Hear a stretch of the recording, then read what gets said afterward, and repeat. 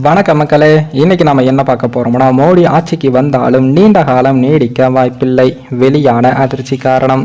அதாவது 2024ஆம் ஆண்டில் பிரதமர் நரேந்திர மோடியின் ஆட்சியை மீண்டும் வந்தாலும் அது நீண்ட காலம் நீடிக்குமா என்ற கேள்வி எழுந்து இருக்கு. காங்கிரஸ் கட்சிக்கு ஒரு வரலாறு இருக்கிறது. அது அனுசரித்து போவது, அதாவது கூட்டணி கட்சிகளை அனுசரித்து ஆட்சியை தக்க வைத்து வந்து எந்த எல்லைக்கும் செல்லும்.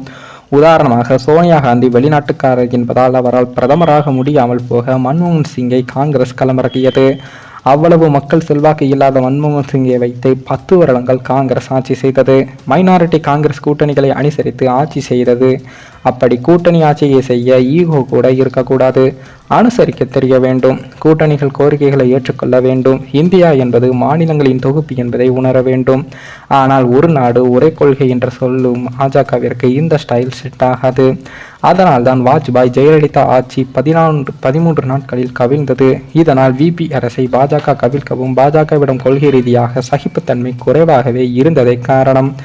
இப்போது அதே பாஜக கூட்டணி மீண்டும் ஆட்சி செய்ய வேண்டிய கட்டாயத்திற்கு வந்து இருக்கு.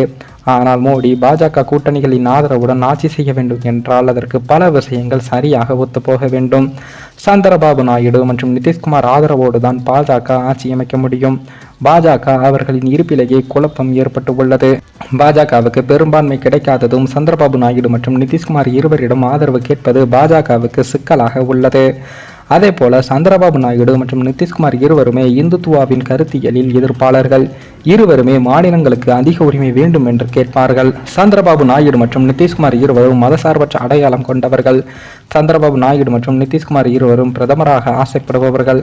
சந்திரபாபு நாயுடு மற்றும் நிதிஷ்குமார் இருவரின் கொள்கை காரணமாக மோடியோ பாஜகவோ அவர்களின் கொள்கை ரீதியான சித்தாந்த ஆட்சி மாதிரியை தொடர முடியாது. இது அவர்களின் இந்துத்துவ ரீதியான வாக்கு வங்கியை சீர்குலைத்து அவர்களின் ஆதரவை குறைக்க வழிவகுக்கும்.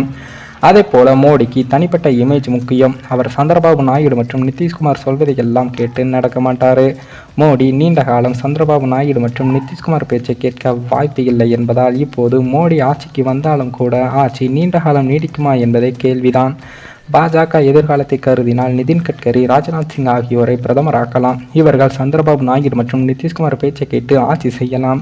அது 5 வருடம் பாஜக ஆட்சி செய்ய வழிவகுக்கும் என்பதும் குறிப்பிடத்தக்கது. மேலும் இந்த வீடியோ ஏதோ ஒரு விதத்தில் உங்களுக்கு பிடித்திருக்கும் என்று நினைக்கிறேன். நம்ம சேனலுக்கு புதிதாக வீடியோ பார்க்கிறீர்கள் என்றால் மறக்காமல் சப்ஸ்கிரைபர் செய்துவிட்டு பாருங்கள். இன்னொரு வீடியோவில் சந்திக்கும் வரை நான் உங்கள் தமிழ்.